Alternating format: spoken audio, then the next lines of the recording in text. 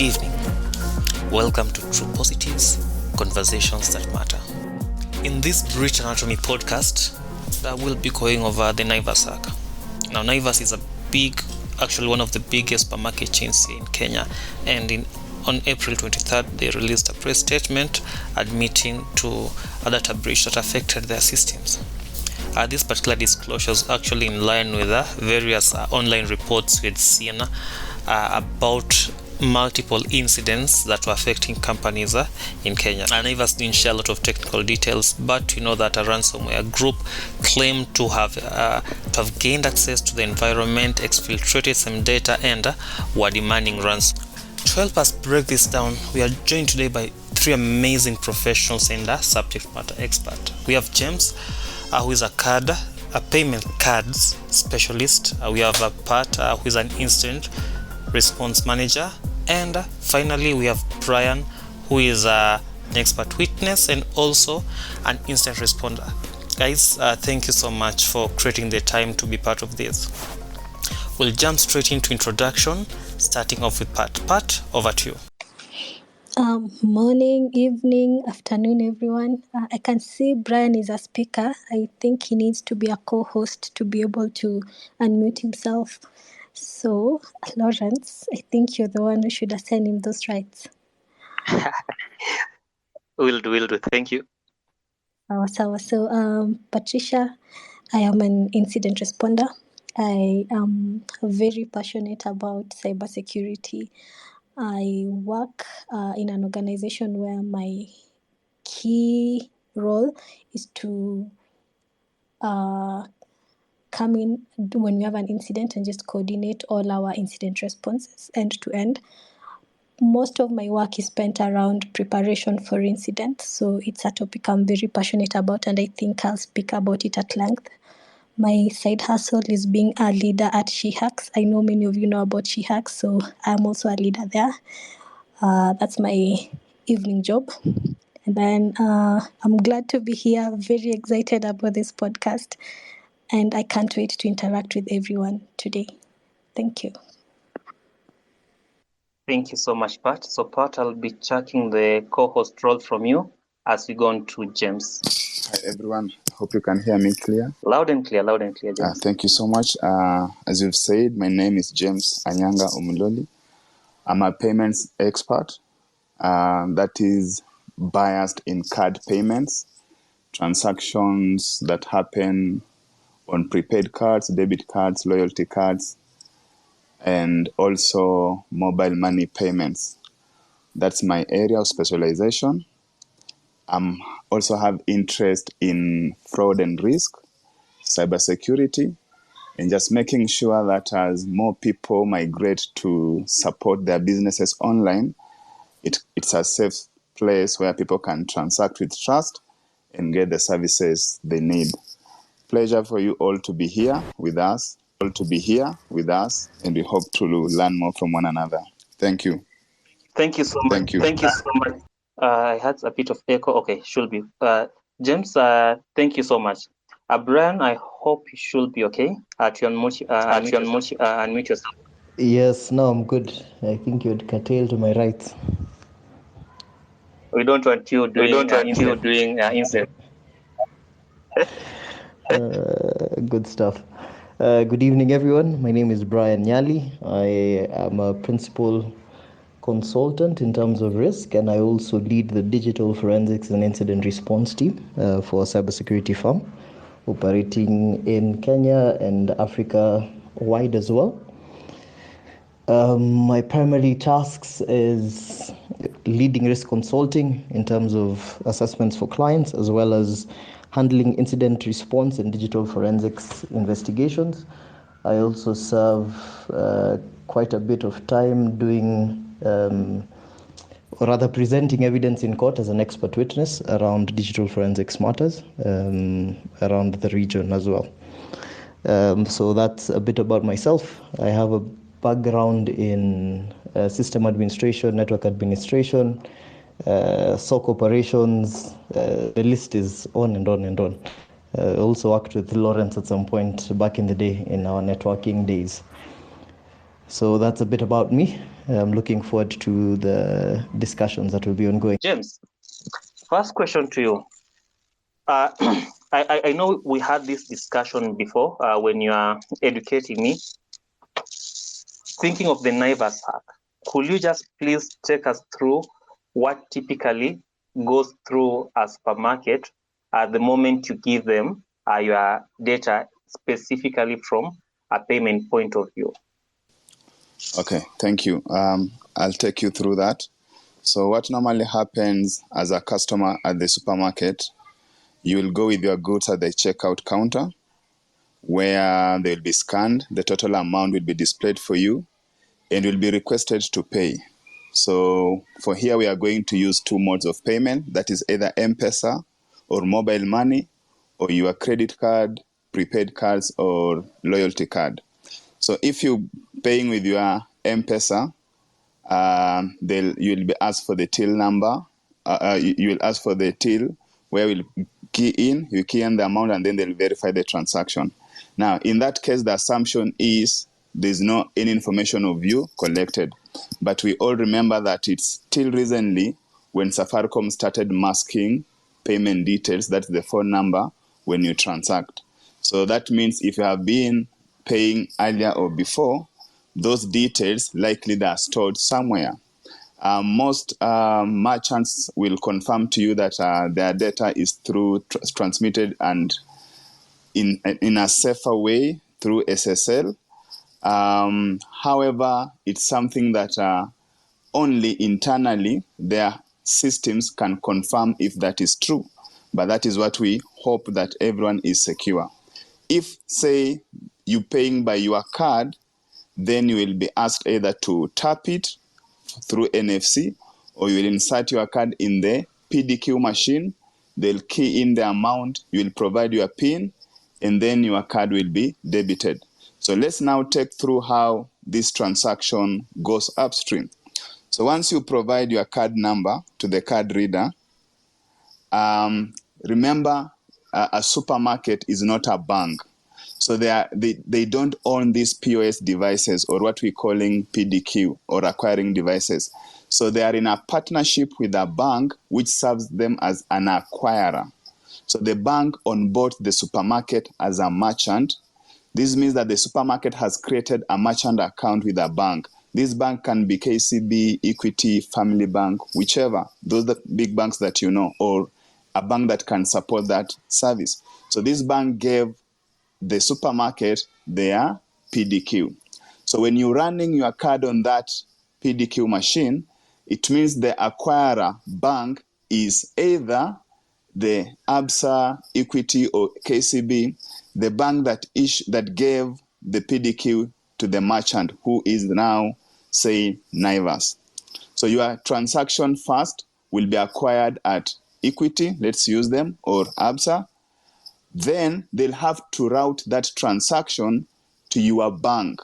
Remember, you might have swiped your card on a KCB terminal, but your card does not belong to KCB. It belongs to, say, a Family Bank.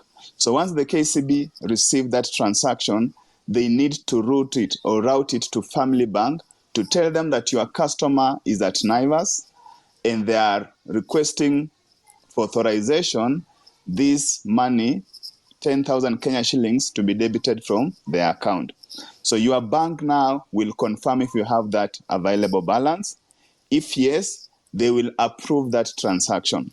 The transaction will go back to KCB, who acquired it, and then they will send the response to the terminal at the supermarket with an authorization approved. Your card will have been debited the amount, and the transaction will terminate. So the question is, where is this information? Because we understand that when the transaction is being routed, all this transaction information, they are in form of what we call ISO messages, so that the systems can understand each other. But we also know that your details, like the account number, the card number, the expiry date, because it has to check if your card is expired or not. And sometimes maybe at the issuing authorizing end, they are checking your account balance. So how is this information stored and how is this information transmitted? Because that becomes the challenge or a point of concern when people transact. So at the POS level, what happens is most of our transactions in Kenya are PIN-based. That is based on the mandatory by the Central Bank of Kenya. Some other countries, that may be the case or not, depending on how technology has evolved and also the mandates that have been put in place, considering the level of fraud in such markets. So this means that before a transaction is approved, you have to key in your PIN. And this PIN has to be verified by your bank, which issued you with the card. So this means the POS terminal does not verify the transaction on its own. There's something we call offline PIN verification. So in Kenya, that is not something that is supported, but there are markets where the POS terminal can verify your PIN without even sending the transaction to your bank. But in Kenya, that's not the case. Now, if that will have been the case, it means that your information is stored somewhere. It's called either track 2 data or track 5, where such security information is normally encrypted and stored. But in this case, that does not happen. But the only question is, when all these transactions have been approved, because Naivas have a merchant account with the bank whichever gave them the POS, they can review. That's why if maybe you did not get a service or you are debited twice, you can go to them and tell, I did this transaction on this date, but it's like my account was debited twice. Can you check from your records if that's the case? Now, the fact that they can check and confirm, yes, we got credited twice, it means they have some sort of data that maybe they're using for reconciliation, even if it's not just for storage, but for reconciliation purposes. And now these are some of the information that hackers will target. Because even if you are to run a shop, you will have to have some information, data, that you can reconcile against at the end of the business hour or at the end of the month when you're expecting to now pay or share the revenues. So those are some information that hackers will target. Now, the thing is, this information may not seem so important because the card numbers are masked. Maybe it's not even the expiry date of your data is not captured. What is only captured, it can be your account number, your masked card number, and your name. For you, as a user, you will assume that information is not important because it's information you can give. Like when people even display their credit cards or prepaid cards, they don't care because like I have my PIN, I know it's safely, someone cannot steal it. But then now, consider now in this case, the information that might have just been taken is your account number and your name. Now, based on the frequency that you shop at Naivas, then if they stole that information maybe from the SFTP server or one of their distributed servers, they can be able to run analytics on it to know that James likely shops at Naivas every Sunday in the afternoon. And they shop there of amount not less than 5,000 Kenya shillings. Now, that information is very critical to someone. For it meant nothing, but your frequency shopping there is critical. And the fact that if they search maybe my account ID, they'll tell that I'm likely to shop there with my Safaricom line or my credit card belonging to, say, Equity. Then they will like, okay, this guy shops here with the same card every Sunday, and they are shopping at most or at least 5,000 Kenya shillings.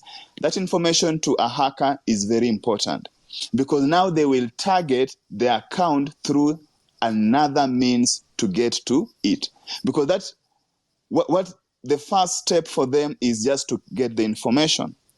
And once they get that information, they will use it to see what else can they extract from that information. Because if they wanted to defraud me, they will not still use Naivas. That's why you find Naivas did us a noble thing when they accepted that and they communicated that everyone should be vigilant from the SMS they receive, the emails they receive, the payment links they receive, because when they know that someone can be able to create a transaction and share it, just put in your card details. You may think it's a valid thing, or just a LinkedIn subscription or your Netflix subscription, but maybe the URL has some funny characters that, and they defraud you, they debit your card. So they normally tell you just be careful, because we don't know the extent at which this mess has gone to. So this information is so simple, by the way.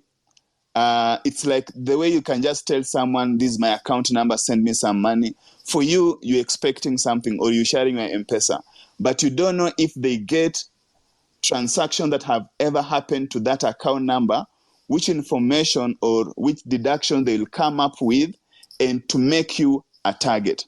That's why you'll find that an organization, data was breached, there are people who will complain, they were victims. There are those who will not even realize anything happened, because when they run through your data, you're not someone that they can target based on how you transact, the volume you transact, or based on how your card activity at that place is. So now you'll find that most people that are affected are people who are likely to be transacting there frequently, or they have transacted there with high volumes. Because now that's someone who becomes a target. The hacker knows that this account likely has more money than this account. If Lawrence has ever transacted at Naivas once, that data for them, it's not helpful. They will not target him. But for me, who have been transacting there every Sunday, then that is something they need. For you, you may think you are safe, but they will just keep on trying. Can we access the account number or any other relevant information to this person called James? Where else can we find them? Can we try to check his Facebook account? Are there any payments links that he has done? Because the information for them is, if I've used that card on any other social network or e-commerce site, then I will have given them all that they need. So that is their intention, and typically that's how the flow of transaction happens. But most of them, they target the SFTP, where information about customers is stored, and they are only targeting to know the frequency of a card transaction or a mobile transaction, or how many times that person transacts there in a day. Once they get that, they will run that information against any other site that this person is likely to have transacted. Thank you. James, thank you so much for that. So, something interesting James has mentioned there is that if you regularly transact in a specific center, and you're a high volume person, you're a target. So here I'm just thinking, government is already trying to milk a lot of high earners additional cash from tax. Then here now you have the hackers also coming after you. Guys, please do not be rich, just be average. Probably life might be easier. Now, James, I know you have talked about the importance of data to the hacker. It might appear trivial maybe to a majority of us or a few of us. I would like you to dive deeper into that whole chain. So let me elaborate that. In typical security cases, when you've been breached, we typically have, and right now with ransomware, I'm seeing that trend. A lot of guys who are in that space are seeing this particular trend where someone out of country X will gain, somewhere or another will gain access to credentials. They'll gain access to a username, to a password that belongs to staff at, let's say, company B. So let me use my guess here.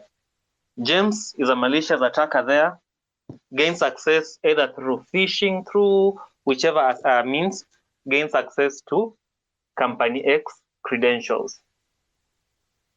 What you are seeing here is that James will not go ahead to further hack company B. What James is going to do now will be to sell these credentials to, for example, Brian.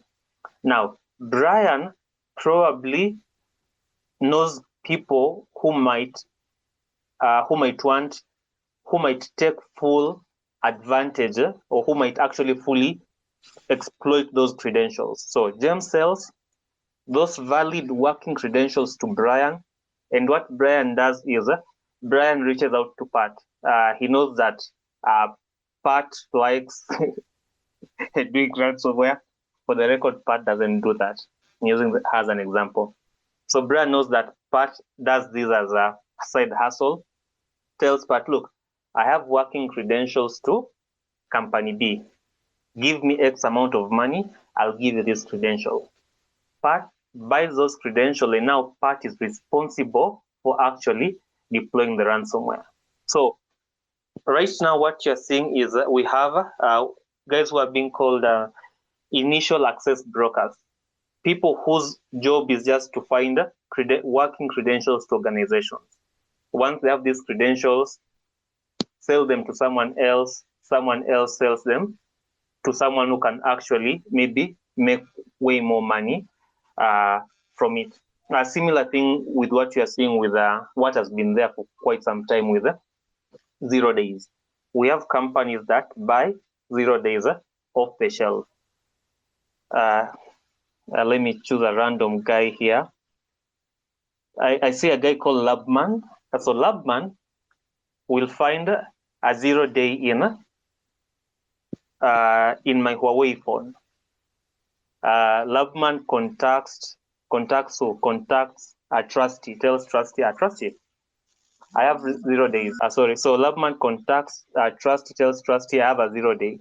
Trustee gives Labman some fee, gets the 0 day, and now trustee probably sells these to companies that actually buys 0 day, or other hackers, actually cyber crime groups that might find these of interest. So there's always that chain. Now, going back to you, James, I recall you mentioned something of that sort, whereby you are saying that we might actually find that the initial guys who breached Naivas will probably get hold of this data, do a bit of sanitization to find data around what? Data around payment, then sell this to someone else. Can you elaborate more on this? Yes. Yes. At the moment, data is gold, and it's selling so fast. And any hacker who will get any relevant data, they will try to sell it. Have you ever asked yourself why nowadays, when most of the cyber criminals get hold of very important information, they advertise? Because you'll ask why are they posting it online? Why are they saying that we were able to penetrate through these servers and we have the information? They also raising their stake. And another thing why they normally do that is because they will not be the ones to use that information they have got to try and defraud the clients or even the card holders that their data has been stolen. Maybe a month ago, you remember there were hacks on PayPal, what is called stuffing attack. Like people were information that had ever been stolen on Facebook, your username and password, people are trying to use it to log into PayPal just to know if I used this email, abc@gmail.com, and then I use a password 123. Is it the same account I registered with it on PayPal? And unfortunately, a lot of people will be found victim of this. So you'll find that when that information has been stolen from one place, some of them will do what is called stuffing attack. They'll go to a different site, mostly maybe financial sites, to try and log in with the same information, just to know if that person has ever created an account on that site, and it will give them access to another information they want. So back here to what has happened to the supermarket chain is, once this information is stolen, these guys will sell it. They will not be the first one to use. They will sell it in raw. They'll just go to the black market or the cyber criminals, they'll tell them, in Kenya, we've stolen data across a supermarket chain that has more than 87 outlets and is one of the top transacting in M-Pesa, mobile money, because nowadays people normally don't do cash. So that information alone, someone will not want to know what is inside of it. They will like, how much information do you have? Maybe these guys will go like, we have maybe 1 terabyte of information. So they will sell that information based on the volume, just that 1 terabyte of information. Now, these guys who will buy this information, they are the guys now who they will sort it out to know, these are invoices from suppliers, this is customer transactions, these are refunds that people process, and this is something else. Because what you need to note is most people target refunds, because most refunds are fraudulent. So that information is very important to them because they'll want to know. So now when the second party have bought this information and they have sought it, then they will like to also sell it out. They will ask in another just a black web, who is interested on refunds processed in Kenya by this chain supermarket. Now they will sell that data to a specific person. Another one will be interested with only customer names and emails. Say maybe your loyalty card, you provided your email address and your phone number. There is someone who will just want that data alone, nothing else. So they will sell it as name, phone number, and email address. That will go on its way. Someone will be interested on now the card details and the frequency they are selling. So you'll find that now this second group has sold this data classified to close to say 10 or so different people. Because there is one who will just be interested in invoices. Now the guys interested in invoices are the guys who will want to know maybe when this organization is sold, what can they play around it to know? Because they can even sell this data to black market. When people are buying stock exchange, they will tell them, no, we have inside information about these guys. This is what they owe and this is what they are owed. So that information is also now just relevant to someone else. Now you'll find now this data may be stolen by guys in partners with Kenyans, Nigerians, South Africans, Ugandans, wherever. That group has sold this data to guys in South Korea. The South Korean guys have clustered this data into chunks based on whatever they need, and they are selling it to maybe another portion to guys in China, another portion to guys in Russia, another portion to guys in United States of America. And you'll find now there are those guys who just want the credit card information, because once they get it, they will try charging it through online transactions. Maybe guys who are maybe doing fraudulent at the ports. So when a transaction comes, they just try to use your card to clear cargo at the port, something you don't know. But then I will find that in this chain, there are close to 4 or so parties. So if you got someone like a hacker, trust me, there's nothing you can do with them. Yes, you can lock them, but those are not the end users of the data that was stolen somewhere. That's now a chain that governments need to understand, and cybersecurity experts who are trying to prevent this need to understand that the end use of this information can happen even after 3 years. Now, say maybe they got hold of, someone bought data containing the credit card information and just the credit card information alone. So they'll find out that my card has been used at Naivas for the last 3 years. Now, someone who has knowledge around card payments will know that this card, even if it has been spending there, it is near expiry. So the value of this card should not be that much because it's almost expiring. Most of the credit cards will expire after 1 year, after 3 years or 4 years, depending on your bank. However, they'll find that Lawrence card swaps there maybe monthly, but Lawrence is the card, he has transacted only that card in the last 1 year. Now that is very critical information because they know in the next 2 years, Lawrence is likely to still be using that card because it will not have expired. That information is so critical to them so that they know if they were to try and run fraudulent transactions on these cards, they know for Lawrence card, we can try it in 2027, but for James card, we should try it this year because it's almost expiring. That information is so critical to them. But the guys who stole the information at the first hand, they have nothing to do with those analytics around what the information is. They just sold that information as a bulk of it.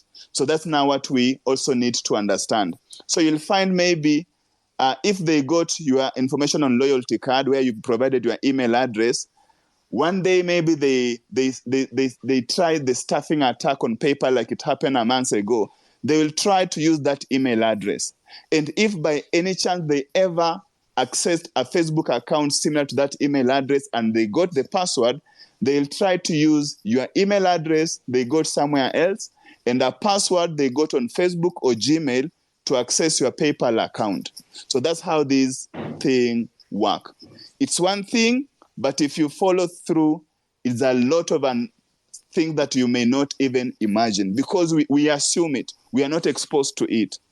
If you go to markets like Europe or America, they say that before you issue a credit card or a prepaid card to a card holder, you need to train them on the risk they should expect, the fraud level they should expect, and how to be safe. They'll also audit your system to know that you can protect that customer from that.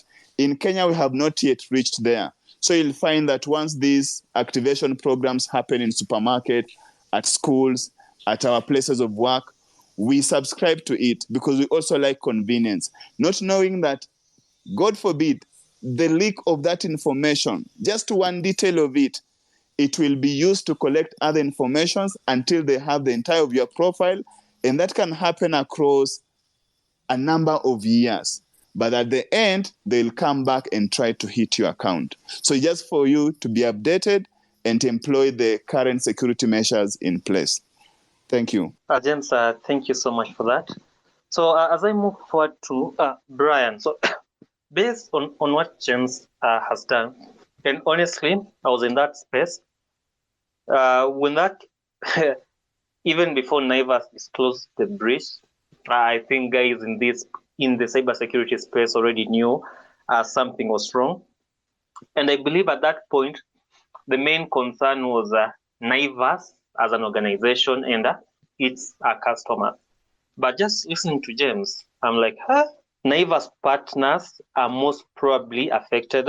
So one, as James mentioned, Naivas has a contractual agreement with banks. I think he called them for Naivas to be a merchant. Then Naivas has loyalty cards. I know almost for a fact that Naivas doesn't print those cards or manage them. This is outsourced to another third party, very big fintech in Kenya, a card payment processing company in Kenya. So meaning that almost all the information Naivas has, not only on the customers, but its suppliers, vendors, that information has probably been breached. So I'm just hoping, and if we have practitioners here, professionals who do risk management, I'm hoping you're picking up all these lessons because what James has described is a supply chain attack. So I'm actually hoping that Naivas also went ahead to inform their third party or their dependencies, internal or external dependencies, that they had a breach and there's a probability that the information might have been compromised. So moving on to Brian. Brian, should we be expecting more of such attacks when it comes to guys like Naivas? What are you seeing out there in the world? And then lastly, banks and circles are regulated, at least from a cybersecurity point of view, in addition to the Data Protection Act. What do the public get for supermarkets, given that they handle payment information Are they also regulated, or it's basically the supermarket doing what it can? Brian, I hope that makes sense, but over to you. Yes, Lawrence. Want to say thanks to Omuloli. He's really explained it very well in terms of how payment processing happens. Just as I get into what you're saying in regards to what we're seeing around, especially the African market, I'll really focus on Africa within my speaking. So when we look at, I'll start first with the global perspective. When we look at the global perspective, there was a certain very good report done by McKinsey, and they were saying that from surveys that they had done, about 80% of the observed threat groups that were operating between 2021 and 2022, and more than 40% of the observed malware had never been seen before.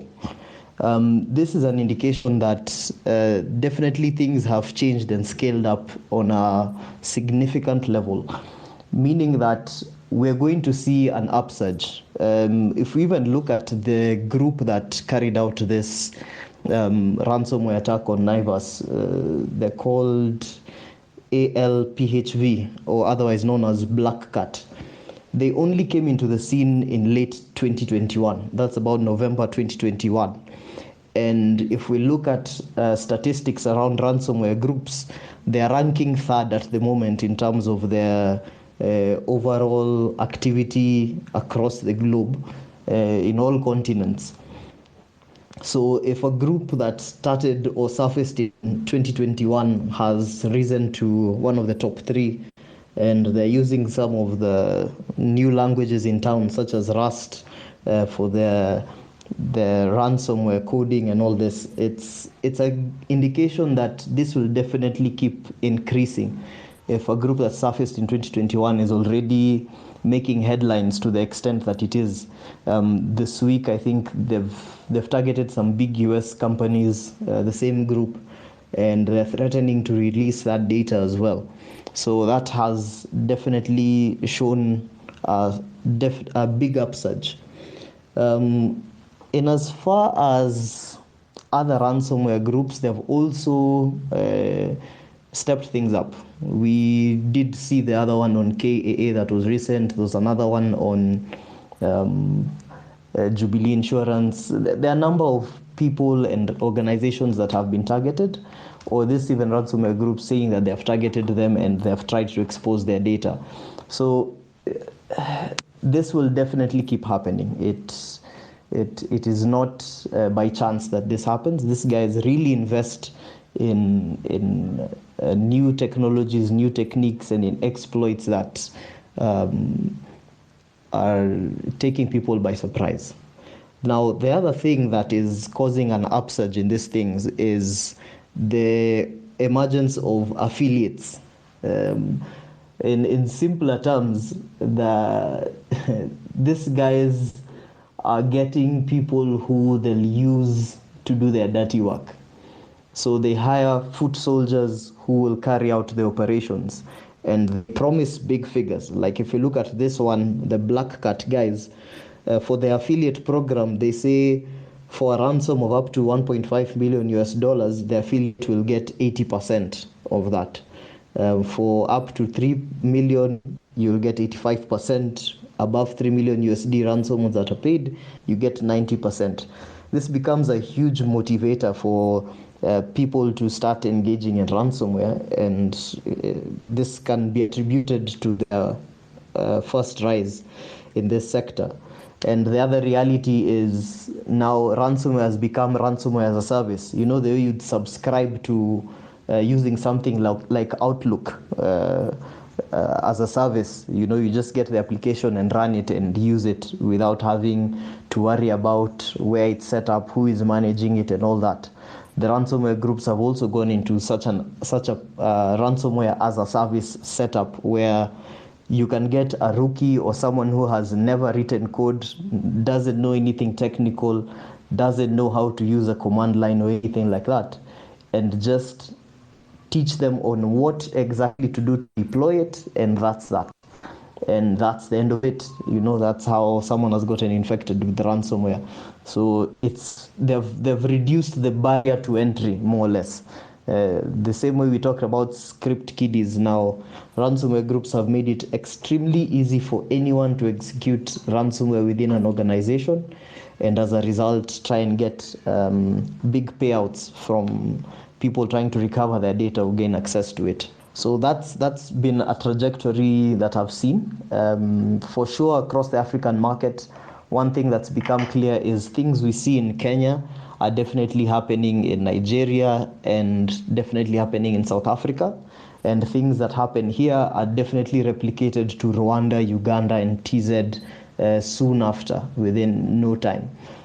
Some of the groups that we saw operating in Kenya for the longest time, targeting banks, SACCOs and all, shifted their focus to Rwanda and UG.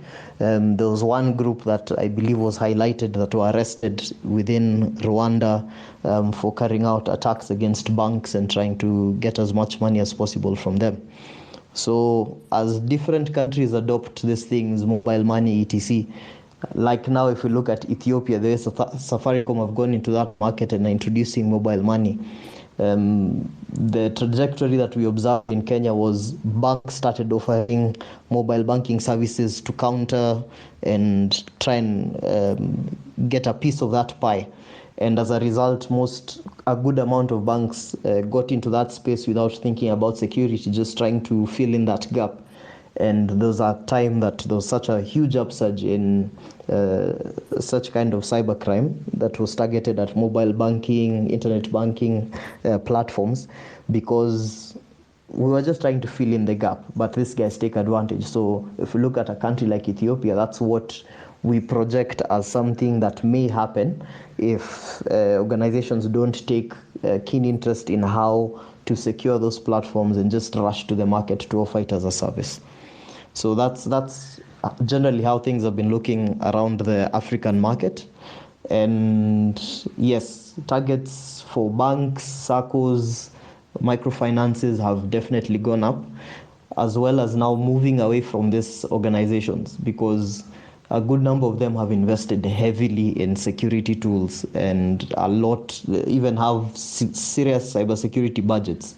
So now it becomes easiest to start targeting some of these other organizations that may be unregulated. You've talked about regulation. In this case, CBK and SASRA that deals with SACCOs, they're tight with their regulations, and you're required to comply. The mobile money providers, the banks, etc., they all comply to CBK, and they have timelines to show that they have done VAPTs, they have done risk assessments, they have done compliance checks. On the other hand, some organizations or some businesses do not have this type of regulation, because money is not directly involved in them like banks and SACCOs and microfinances.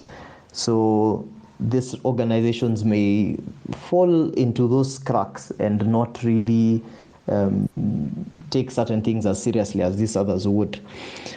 So that definitely has given a chance for these people to target them. And the data that these organizations hold is critical. When you look at hospitals, patients' data, that becomes very critical. For law firms, there's data about their clients and information that is sensitive that they hold. Supermarkets, they have a good amount of client intel and information. The list is on and on about the kind of data that different organizations hold. So that's a brief perspective in terms of what we're seeing across the African market. But also just to dive in a bit on a bit of technical things around what we're seeing. These threat actors have moved away from your typical malware that you knew or that has always been off the shelf that anyone could take. People are deploying their own malware and writing it fresh. So if you're going with antiviruses that are looking for traditional malware, they won't detect it, because this is new malware that hasn't been seen before, or new code that hasn't been looked at before to be flagged as malicious. Two, if we look at Conti, if we look at now this Black Cat guys, they're moving away from certain tools and using Windows native tools to execute their malware. There's Reg Server 32 being used by Conti. There's DLL host being used by this Black Cat, PSExec, WebUtil, WMIC, CMD.exe, net.exe. All these are more or less Windows native and trusted or normal administrative tools that are used in any environment. So when they're now being used maliciously, the default reaction that most organizations would take in the past is just block all those tools. But now these ones are used for everyday operations. You can't really block them because your administrators now are stuck in terms of trying to help or administer the environments. So these are some of the challenges that organizations are facing in terms of preventing, detecting, and blocking such kind of activity, which has become a significant problem, and people are trying to find ways around building playbooks to detect such kind of things and improving their monitoring scenarios and such activities. Then one thing Lawrence will also mention is one of the things we've come across, or I have come across in many investigations, is people can't even say or articulate what data has been exposed, and such kind of things happen because they haven't classified the data, so they don't even know what has been exposed. By data classification, I mean that within your environment, you can actually say that client's details or payment card data sits on this server, on this system. So if this breach touched this system, then I know client data has been exposed. But if organizations haven't gone to that level of even understanding and labeling where the data sits and what type of data sits there, then it becomes a problem. Because how do you even report to the data protection commissioner that we have had a likely breach and this is the kind of data that's been exposed, if you don't have any way of knowing what kind of data sits where? Two, it becomes a problem because there are time limits within which you have to report. If you can't tell which data has been exposed or what data sits on which system, you have to start doing it after the incident. That becomes a huge problem for you. You'll highly likely not be able to articulate that well, and as a result, you may get a fine from the data protection officer or commissioner in that case. So that's a brief on these things in terms of the questions you've asked around what we're seeing around the African continent. And two, in regards to regulation, it's a double-edged sword. We call for regulation, yes, it's good, but the problem we have in African markets is to some extent over-regulation, because you may call for regulation and then it gets to a point where people can't even start to operate businesses because of the number of regulatory hoops or loops they have to jump through. So in as much as we call for regulation of some of these players, I'd really say let's do it with some level of caution or understanding, because judging from how our leaders operate, there's a time crypto was being talked about and all these things, and the default reaction was none of that is allowed, So we have to really play it safe in terms of calling for regulation.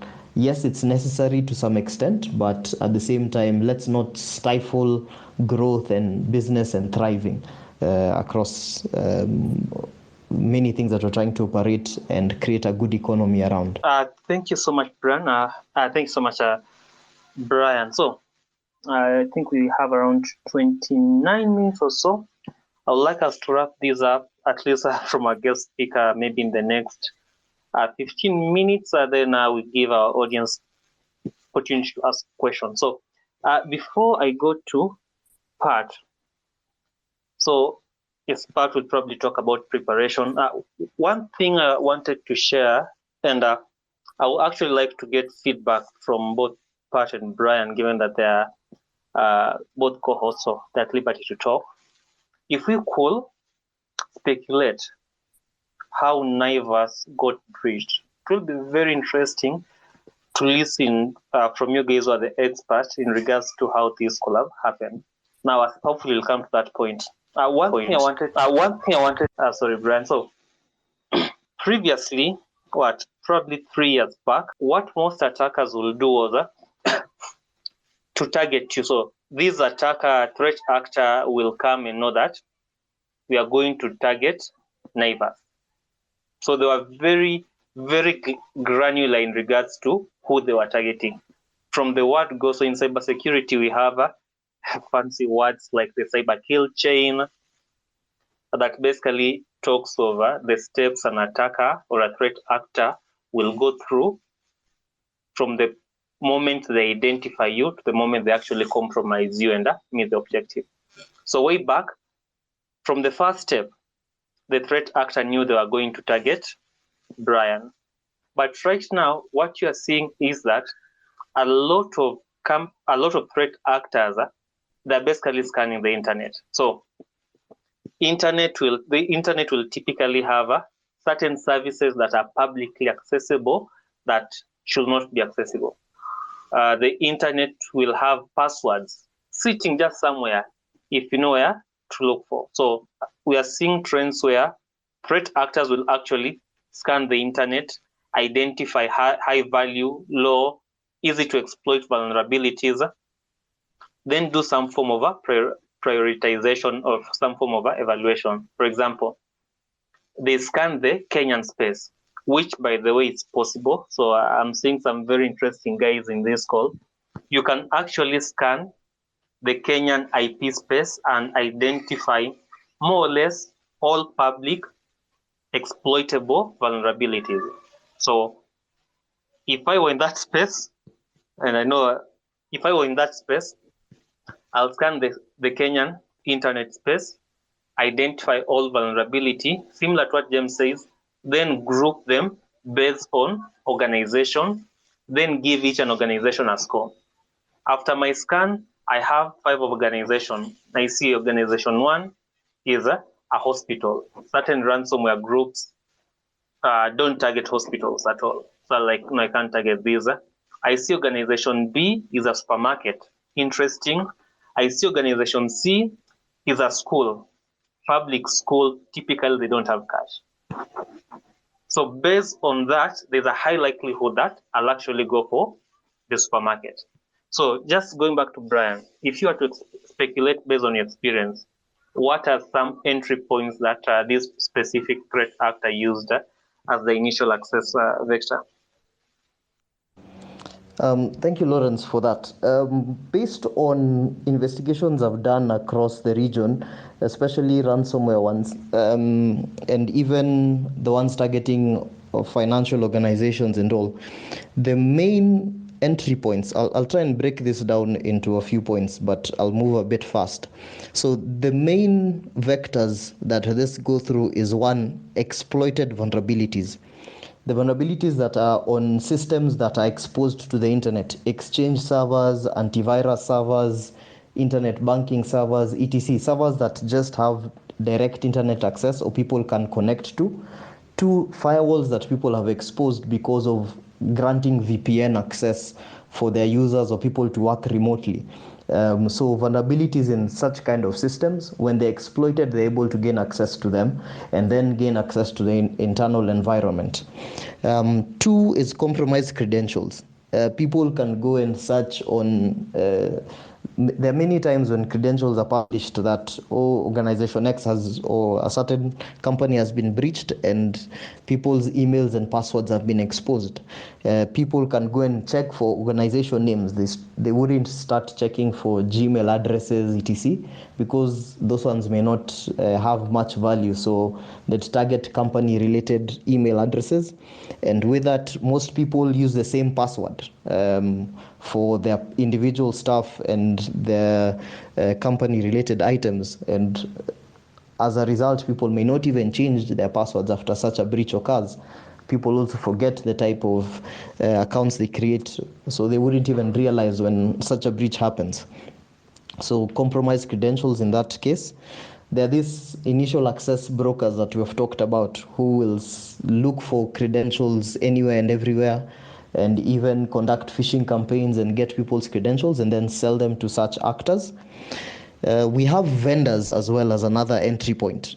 So people will target vendors. If you're a bank, I mean, you've spent a lot of money to secure your systems, but there's a soft underbelly in your vendors because they have access to the internal environment, but they may not have the same stringent rules set up for their vendors. So they may compromise a vendor company or third-party provider, and as a result, ride on that third-party provider's access into your environment. And lastly is malicious insiders, where disgruntled employees, disgruntled third parties or vendors and such kind of people are utilized, or even staff who may not know much. We've had cases where cleaners are used to go and plug in a flash disk somewhere, or plug in a Raspberry Pi somewhere and such kind of things, or just leave a laptop with a modem connected and plug it into the LAN. I mean, they look like trivial things, but as a result, it results in a compromise. Then why do they target this internet-facing servers? Things like Exchange and antivirus servers, they have direct internet access, which means they can be able to gain access to your environment long-term. So if I'm able to plant something like AnyDesk, TeamViewer, DW Agent, or Mesh Agent on any one of these internet-facing servers, like your antivirus server or your Exchange server, you'd hardly notice that there's internet traffic from it, and people don't mostly monitor them. And also, too, if I compromise your antivirus server and you see connections to other systems, it looks normal. So someone won't raise the flag about, I'm seeing connections from my antivirus to all other critical servers in the organization. It's expected because of scanning. So you wouldn't flag it. As a result, these guys spend time in your environment connecting to other systems and pivoting to the rest of the network. Just on the same trail, one thing that's clear is these guys spend a minimum of a month to 3 months within your environment, where they scope, they gather information, and as Lawrence, you were saying, they take time to understand you. They'll find out whether you have sensitive information, what kind of sensitive information, what is its value in the black market, and is it worth blackmail? In this case, if it is, then they go ahead with a ransomware. If it's not, they'll just get whatever data they can get and leave you in that case. The other thing is they'll also check. We've had cases where people, they even go to the extent of finding out whether you have cyber insurance. And that for them points to you having money, or that even if you lose money, they'll be able to, or you'll be able to recover it from your insurance premium. And then now the tail end of all this is cleaning up. If after an incident you don't clean up, these guys leave their tools for persistence there, and they'll come back. They'll give you time, you'll recover, you'll think things are good, but they left some persistence tools in there. They also have low seasons, as other organizations do. So when they've gone through their circle of new targets, they go circle back to the old targets where they left persistent tools and come back 6 months later, a year later, 2 years later. And the tunnel that they had left, the AnyDesk that they had left with unattended access allowed, is still working. In such a case, they'll still gain access and go about their activities. Thank you so much, Brian. So moving on to Pat. So Pat, from your experience, what can organizations like Naivas and similar in that space, supermarkets, hospital, schools, what measures can they put in place to ensure such an incident doesn't happen to them? And in those, unfortunately, regular cases where it happens, what steps can they do to just ensure that they limit the impact? Thanks, Lawrence. So I think we can all agree that first of all, data is the new gold, as James said. So all these threat actors will be out there trying to get data about us so that they can either be able to get into another system, another organization to steal more information, or they can infer details about you, build a profile about you, and steal from you. And we also agree that the type of attacks we see these days, they are, let me use the buzzword in the industry right now, they are sophisticated attacks. So James talked about threat actors living off the land, where they come and they use native Windows tools to carry out their malicious activity, where regular tools or tools that are not necessarily malware are used to carry out evil, to do evil within our network. So when we put ourselves in that frame of mind, we accept that incidents and breaches will happen. So we shift our perspective to, yes, we will do everything we can to protect ourselves against incidents happening. But in the event it happens, we want them to come and find us prepared, so that we have the mindset that as incident responders, our goal is, number one, to make sure that as soon as an incident happens, we are able to get the business back, the organization back to business as soon as possible, with the secondary goal of maybe preserving evidence for the court, meeting regulatory requirements, and making sure that we never have a similar incident, learning from that. So I like to think about incident response in three phases that can be mapped to the NIST framework, where we have activities we do before the incident, activities we do during the incident, and activities we do after. So my favorite part of the IR cycle is what we do before the incident, the preparation bit, because this is where we get to do a lot of things, and the more time we spend preparing for an attack, the shorter the time we will spend responding to incidents. Our response time will be shorter. We will be able to make sure that we have a very small attacker dwell time in our network and get our businesses back to work as soon as possible. So what do we do during preparation?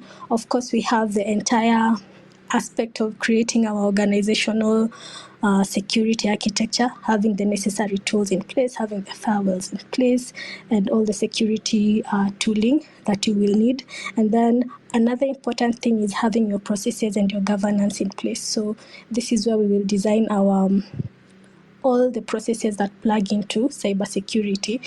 So our assurance processes, and most importantly, our incident response processes.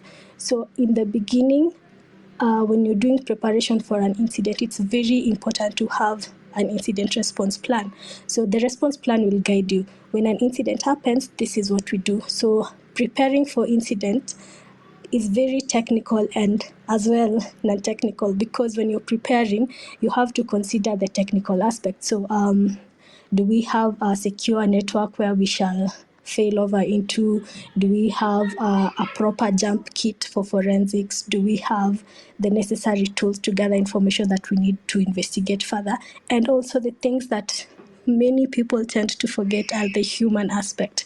During an incident, we need to make sure people are fed. During an incident, we need to make sure people take regular breaks, because these are very high pressure situations.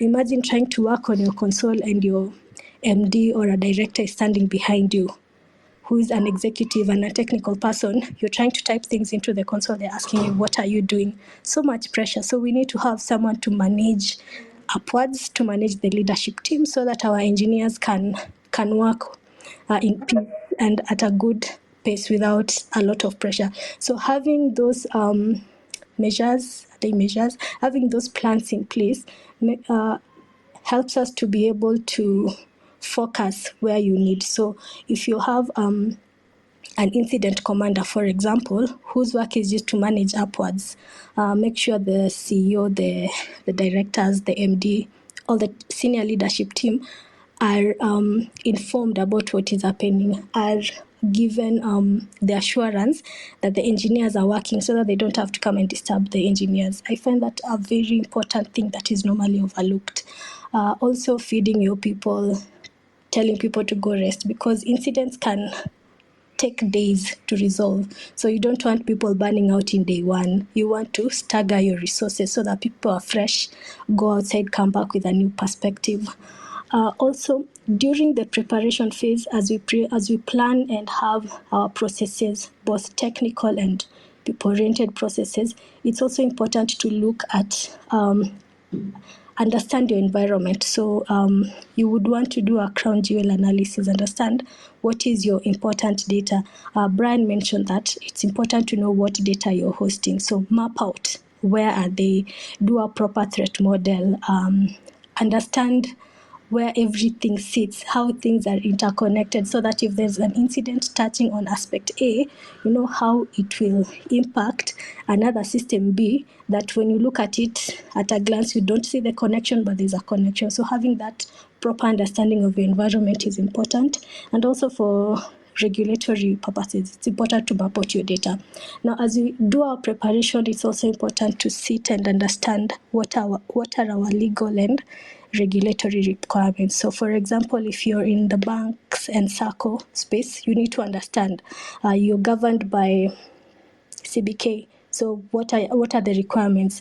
With the new Data Privacy Act, what do you need to report to the Office of the DPO? So having an understanding of that will make your life easier during an incident, because you will know what you need to do. Now, once you have your preparation done, now you're set and ready to face incidents when they come. So going by the newest process, so you have the preparation, that's what you do before the incident. So during an incident, we shift gears, our attention has to be laser focused, we have to be very serious. Now, in this phase, we start by detecting an incident. So how would you detect an incident? So if you have a SOC, a Security Operations Center, or any other mechanisms, you need to make sure that when an incident happens, the relevant people are made aware. So the information gets to the people who will deal with it. And then, of course, the analysis will be done at that point. So trying to map it out to the incident you're talking about, the Naivas incident. So I don't know how it was detected, but once I think the pertinent people got the information, I think they went down into trying to analyze and figure out what happened. I know they brought in CrowdStrike, a good IR firm, who came and probably assisted with the analysis just to see the scope, just to scope it out, understand the criticality. It's important to know the criticality in terms of what assets are affected. And you remember the crown jewel analysis we did in preparation. So if you know which assets are they your crown jewels, it gives different priority to how you react. So for example, if they would have said that this ransomware gang, if they said we have Naivas data, and then they call in CrowdStrike, and then they're like, actually, they just got into this old machine that has no connection anywhere. They don't have much data. That would have been different from, they said, okay, they got into this server, they have access to all this information. How we respond to that is very different. So once you've been able to detect, analyze, prioritize, understand the scope, we go into containment. So remember, during an incident, we are laser focused on getting back to normal business as soon as possible. So we want to very quickly contain the incident, prevent further bleeding. For example, if money was being lost, you would want to very quickly close the hole where the money is draining from, and then you want to eradicate. So if it's malware, you want to get rid of the malware from your environment, and then you need to do further discovery to see, apart from these systems, where else did this incident touch on. So that would wrap up your during the incident phase, what we do when an incident has happened. And then now we go to the next fun part, my second best part, which is post-incident analysis. I think this is very important because you get to sit down with the various stakeholders and now try and map out the attack, how it happened. And as you map it out, you identify your weaknesses, your vulnerabilities, and come up with a plan to close and actually follow up to closure. So an incident should make you stronger. An incident should make you more resilient as a company, because when you come to do your post-incident analysis, you will do proper analysis and close all the holes so that they don't come back 6 months later, the way Brian said, and then they hit you again because you didn't clean up properly and they had VNC in your internet facing server, or no one changed their password. So their post-incident activities, I normally find them to take longer than even what we do during the incident, because we'll need to, it's a painstaking thing to piece together what happened, identify the weaknesses, and mitigate, come up with better controls to close that. So, in a nutshell, that is the incident response cycle. Wow, Pat, thank you so much for that particular breakdown. Done it better than most people I know, myself included. So, as we come to a wrap of this, some thoughts I would just like to share, maybe for the next 2 or 3 minutes, then invite questions from the audiences. I've just been going through the Naivas breach notification. And before I actually got that breach notification, when you talk of ransomware or whatever happened to Naivas, it doesn't happen only to organizations. It also happens to individuals. Case in point, I'm in a group of bounty hunters who are based in Kenya. And I recall one of the questions someone asked us today was, I believe a friend, an individual, had actually received a ransomware, a ransomware note. So this someone is receiving a ransomware note from in their email telling them that, look, we have access to your data. If you don't pay us this amount of money, we are going to disclose your information. How do you even treat that? But the point here is, as much as organizations are being affected, also individual users are also at risk. Be careful with the kind of application you install on your phone. WhatsApp GB gang.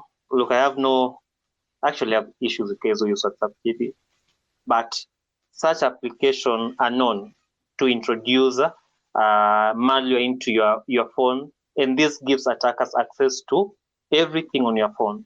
So if you are taking creative pictures, creative videos, whatever you are doing, which is your right, perfectly okay, doing it within the confines of your privacy, you are at risk. You install, click on funny malicious link, someone out there has access to your information. Before you know it, they're sending you evidence, screenshot of this text you send, this image you send. Pay us all. We are going to publish these to Twitter, to social media, or we are going to actually send this out to your colleagues. I actually have had a someone very close to me who actually went through that particular whole process. Someone got access to the information and they were threatening to send it to their colleagues, like working colleagues, tell them, look, this is what this guy keeps busy doing. So be aware of that. Going back to the breach.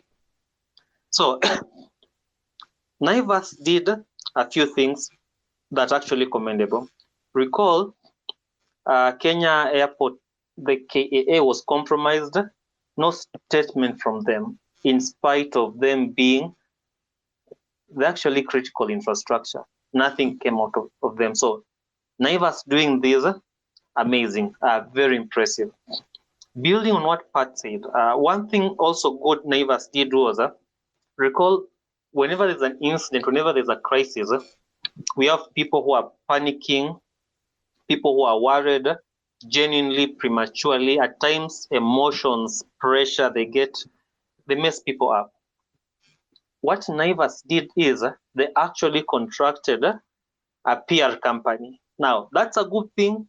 It can also be a bad thing, but they actually contracted a PR company who, I believe, 99% confident, actually did the theft of data report, which leads me to my next point, which also I had issues with.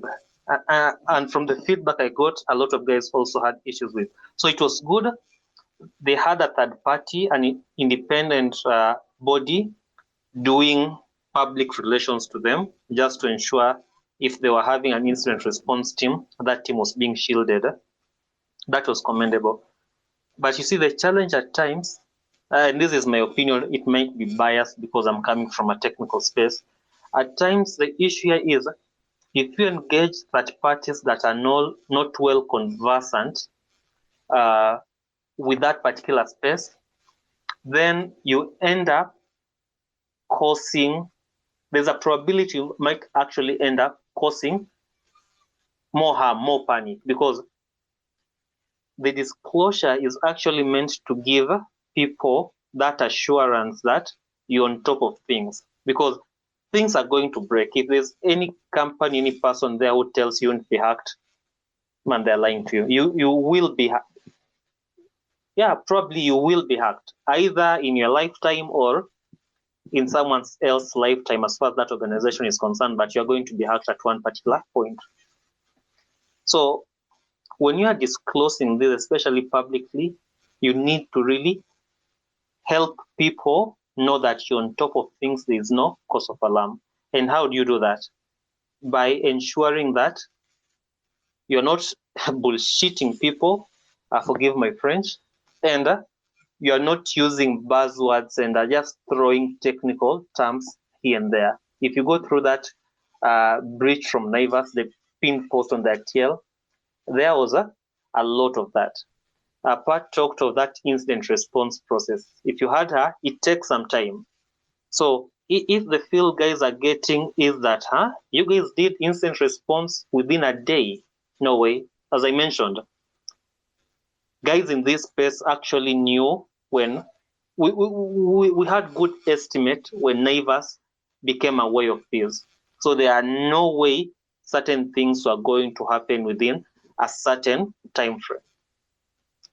A technical person will actually help you know how to better phrase this, better frame it. You are not lying to people, but you are effectively communicating to them in a manner that manages the expectation and also makes you come out very strong and on top of things, which Naivas actually tried to do, but I just think from a wording point of view, they had some areas of improvement here and there. Going back on their statement, so it's one thing, and this is just not Naivas, it's one thing to transmit information via SSL or TLS, which is okay. It's a totally different thing to store your information in a secure encrypted format. For the record, information on your phone can't be encrypted by TLS or can't be protected by TLS like Stories Ajaba. It's impossible just because of how TLS functions and which layer it works at. There are better ways to communicate that you are actually encrypting information at rest. You are encrypting information in transit with TLS. You might actually be doing both of them, but if you use the wrong terminology, then you lose people, because people will actually see that misconflict, that disconnect, and start poking holes. And your statement, people will be like, no, there's something that we are missing here. Naivas did a commendable job. Like, I'm not simping to them, but they did a commendable job. Posting on social media is not enough. Like, I think that Naivas has probably, if your majority of users are paying via M-Pesa, SMS are cheap, especially if you're working at the scale Naivas is. Why just not send an SMS notification telling people that, because thinking of it is actually absurd. If you are paying via cash, if guys who are in OPSEC probably want to pay via cash. If you are paying via cash, then all these supermarket entities will have limited information about you. If you're paying via M-Pesa, your card, then they have the information to actually reach out to you and notify you. Those small things go a long way in helping your user base retain their trust in you and actually know that you're on top of things. You take their security and your security seriously. The last thing, vendors. I believe both Pat and Brand mentioned this, and all of this information is publicly accessible.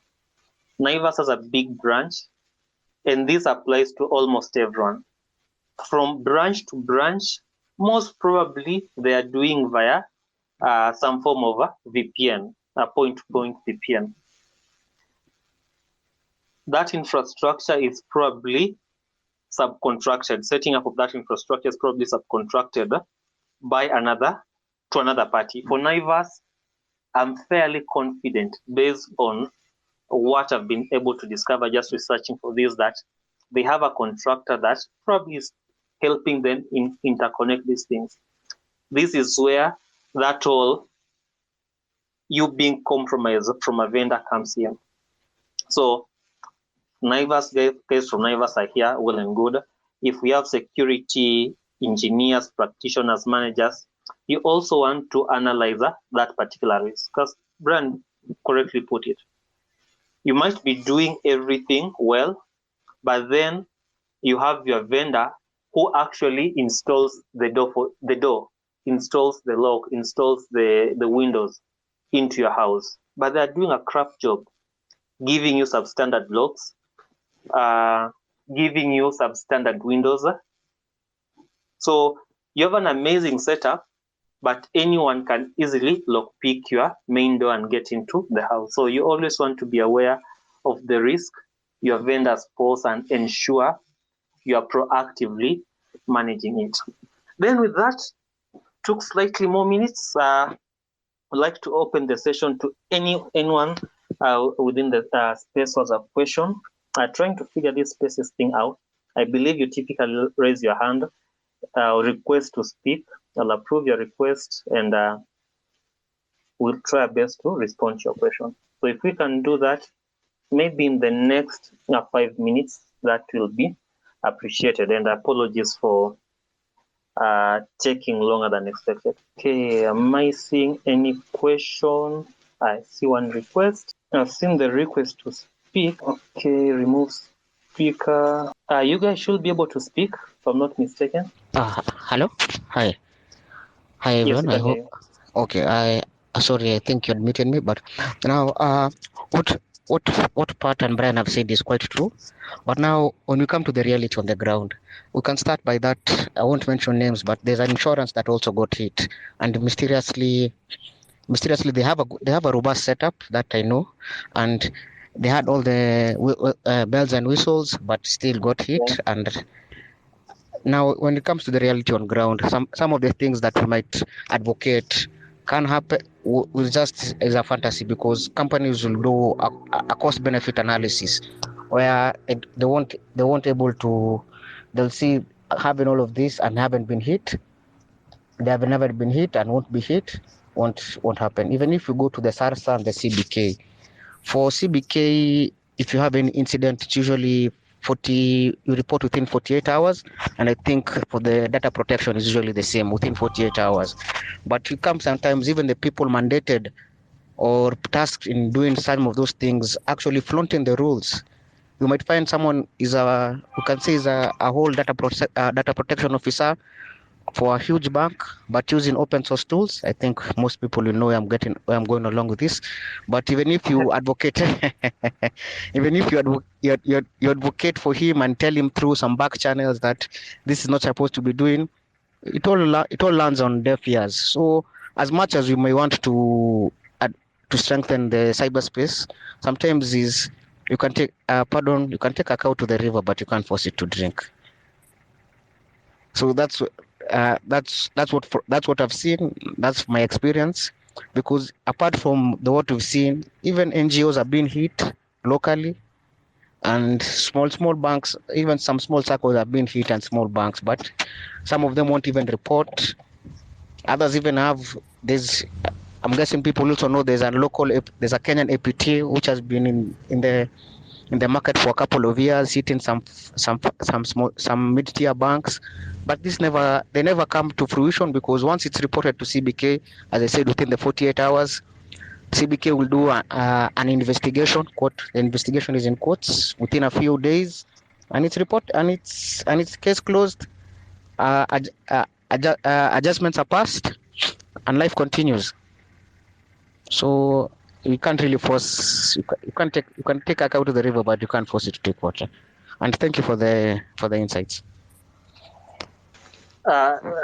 Totally in partial agreement. So I'll say majority of what you're doing right now, even this podcast, based on experience, we'll see its benefit maybe a year or two from now. Kenya, I've been in the industry for close to 10 years.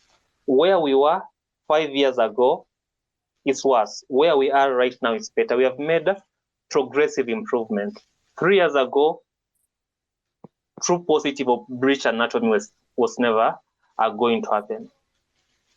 We didn't have even the right regulation, the right legislature to actually enforce some of these controls that we're having. But you have seen the ODPC actually going after certain guys.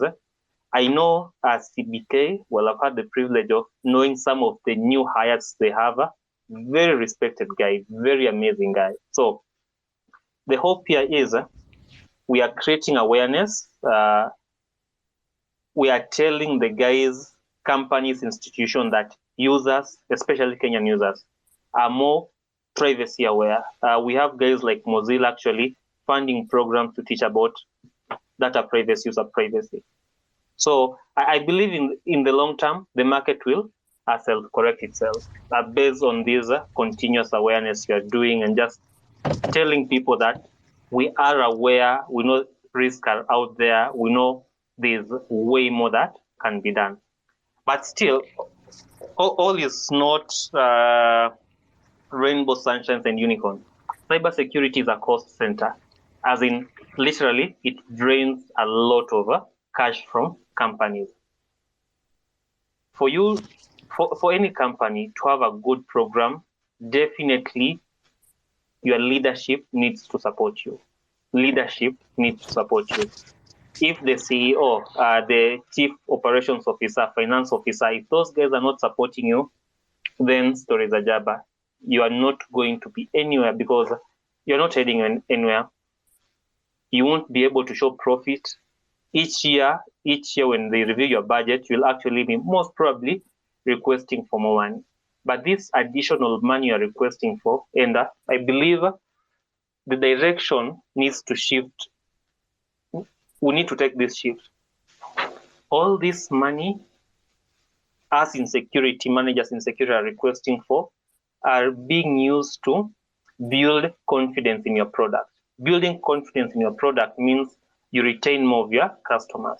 It also means as this legislation grows, you're not going to be fined 70M, what GDPR in EU is actually doing to companies like Facebook, Twitter, and the likes. So cybersecurity may not immediately show you the returns, but in the long term, investing, supporting your team ensures that the revenue you get will most probably continue growing. I Lawrence. So I think with just to bring something in perspective, some of the PSP guidelines that came about, you should dig deep and see, because the PSP came I think in 2018. Now what that before it came, and that's we're in 2023. So this is 5 years ago or 6 years ago. So there was something that happened that formulated the PSP. We as a country were a very reactionary country from the top down. So I'm a bit pessimistic because I've been in the trenches for at least for the 6 years, and that's why sometimes you just can't force. You just go with the one that want to go, and the rest at kila mtu abebe msalaba. Even the Yeah, even totally get it. even the regulators themselves, tunaishi na kimungu as a whole country. I'm out. Thank you for that. I like to indulge back, but it's a podcast, so we'll always have sessions to indulge more. So let me see if there's anyone who has requested to talk, to speak. If you have requested to speak, just please request again. I think Silent Walker. Don't think you're Hello. Yes, we can hear you. Okay. I appreciated the time you have shared. It's been an interactive session, an educative one. So I don't know whether I have a question or it's an observation. My first maybe thing to chip in is that we should be ready for more of this. Like we are not going to overcome it anytime soon. And then recently I've seen the rise in many fintech. How can I put it? So there have been many fintech organizations. Some have been launched, some by the government, some by a private organization. But again, at the same time when the application is being launched, you realize that this application is just vulnerable. Like there was some which were launched I won't say the time because you may know it. Okay, let me use a year ago, but it's not a year ago. So you find the application on the same day it's launched is just vulnerable to maybe it has some broken authentication issues. Now my question is, are we really regulating this organization based on the correct way, or maybe we are just doing it the big fish way, whereby we allow whoever is capable to do the business to do it? Okay, that was my question. I think next time I'll have a panel to answer this. I'll open a part. Brian, feel free to pick any of these questions. There's something Brian said that can be summarized as compliance is not equal to security. So I think in the space for regulation, the regulatory bodies will come up with compliance requirements, and then once you comply, you're given the license. But in real life, we all know compliance is not security. But I want Brian to chime in into that. True to that. We, if you even look at a number of scenarios that happen in many industries, people will pass audit tests very easily. The auditor will come and check for this, and this. So I will make sure all those boxes can be ticked. But the reality is, it won't go into a certain finer detail, and it's unfortunate that it doesn't go to that finer detail, but that's the reality on the ground in most cases. So there are certain compliance checks that will be mandated. You'll be required to do a certain assessment, you'll be required to do this, that, and the other, and you'll provide those reports, and the regulator will review and approve or disapprove that application. Now, if in the audit I highlight that you have this weakness and over time this is not fixed or something of the sort, then that becomes one problem. When it comes to launching of applications and such kind of things, I may be mandated to ensure I'm using encrypted protocols and such kind of things. But when it comes to authentication bypass and such kind of things, they may not be looked at to that extent. And I am ultimately responsible for my application and its security. There are things the regulator won't check on every day on your behalf. Whenever you're doing upgrades and updates and such kind of things, the regulator won't sit there and review that you've done an upgrade or a patch for this, that, and the other. That's not their mandate, to be very fair. But they require you to get your systems to a certain standard. Whether you maintain them, now that's another challenge for you on your part as the person who's offering these platforms. I wouldn't want to bash anyone in this case, but everyone has a responsibility in this whole thing. The individuals who go up and bring up these platforms and try and make it easily accessible and to do business, the regulator on their part to ensure that people comply. But compliance can't just be ticking boxes that I have SSL certificates, I'm using encrypted channels, I do KYC for my clients who are joining. It has to be more than that, and people also have to take responsibility as platform providers to ensure that they go above and beyond to protect their customers and also their businesses. You can't just rush to launch for the sake of we had set this date in stone and had sent out invites.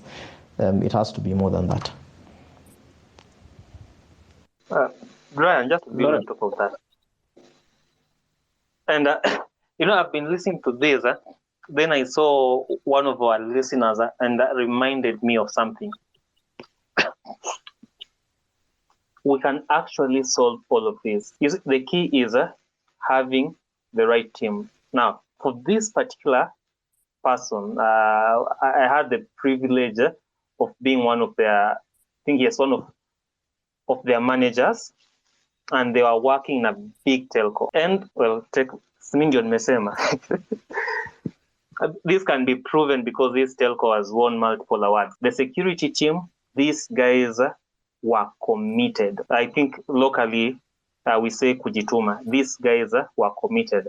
They were complying with the regulation, not for the sake of compliance, but these guys were freaking passionate about security, about systems being secure, as in, I rarely come across that, but these guys were that good. If the people we hire have this mentality, people who genuinely care about users, people who genuinely care about the organization, people who want to ensure that user data information is protected, will solve all of these things with or without regulation. So I'll say we can talk whatever you want, but for me, you need to have the right people who are not only guided by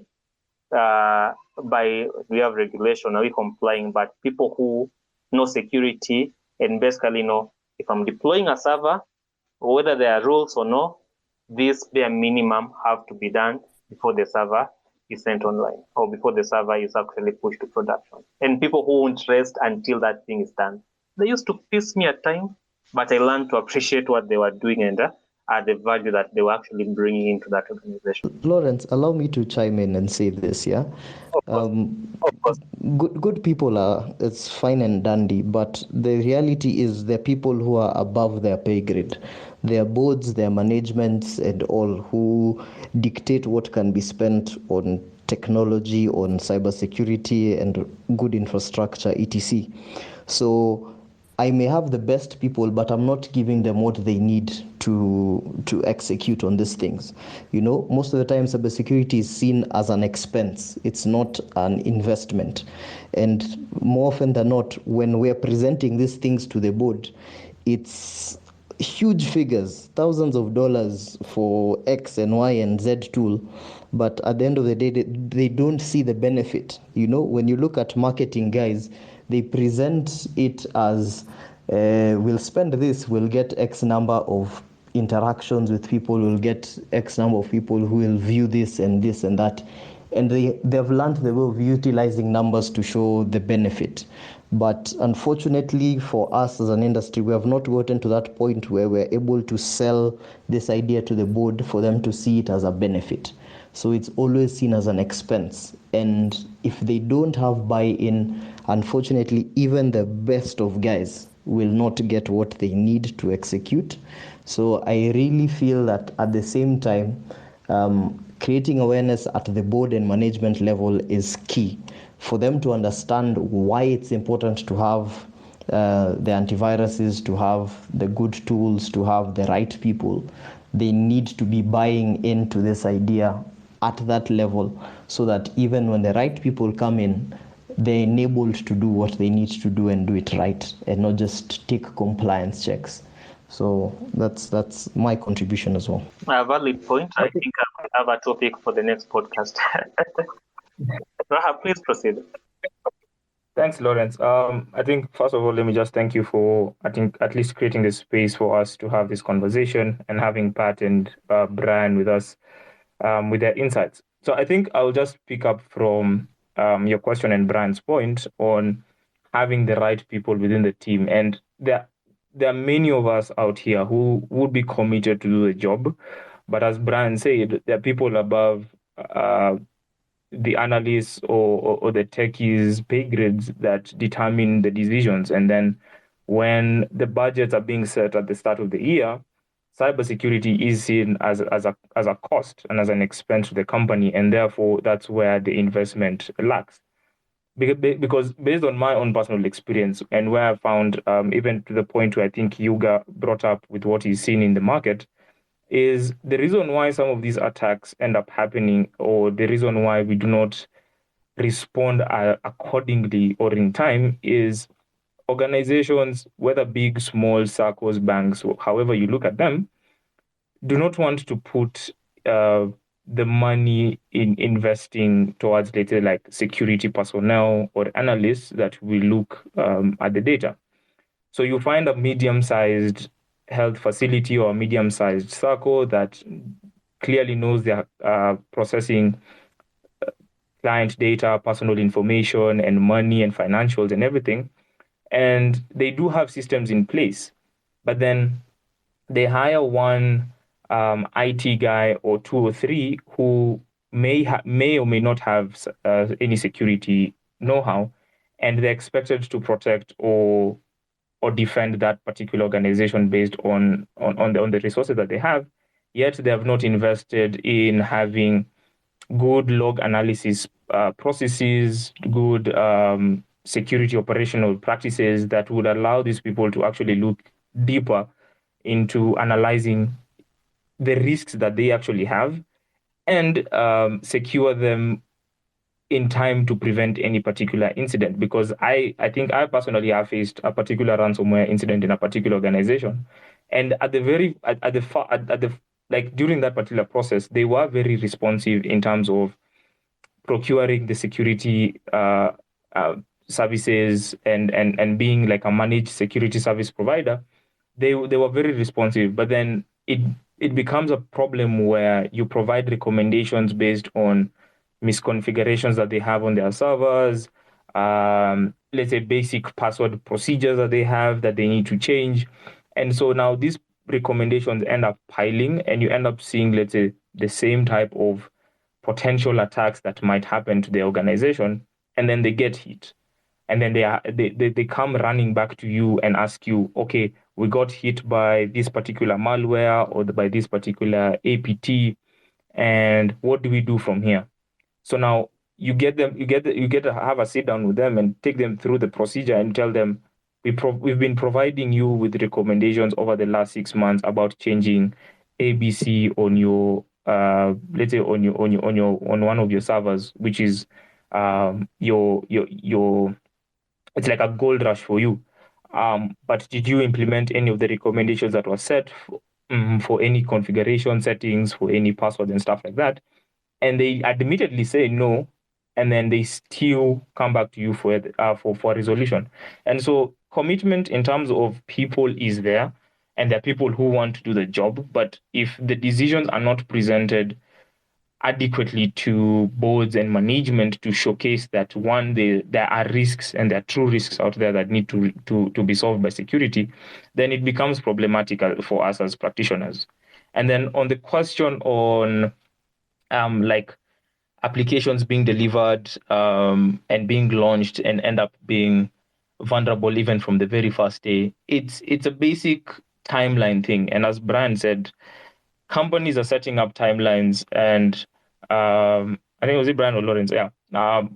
Companies are setting up timelines, and they're putting pressure on devs to kind of like meet these targets and release these products to the market because they want them out to be used as fast as possible. Yet there are no procedures that have been done to analyze any risks, to do any code reviews for any vulnerabilities and stuff like that. And then you find that these particular tech and dev teams do not necessarily implement any DevSecOps or security operations within their development lifecycle.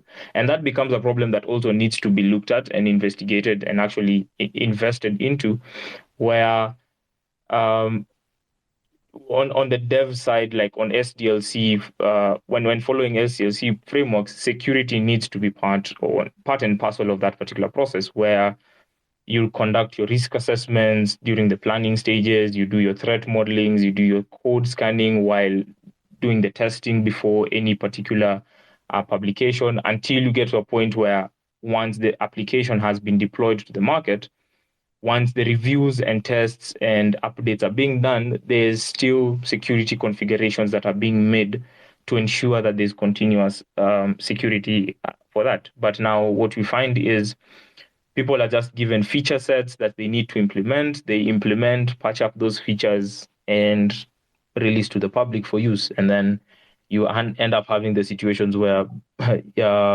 there's broken authentication misconfigurations, there's cross-site scripting issues on their database where usernames, passwords are being leaked left, right, and center, and it becomes just a disaster overall in terms of privacy and security for that particular organization. Valid point, total agreement.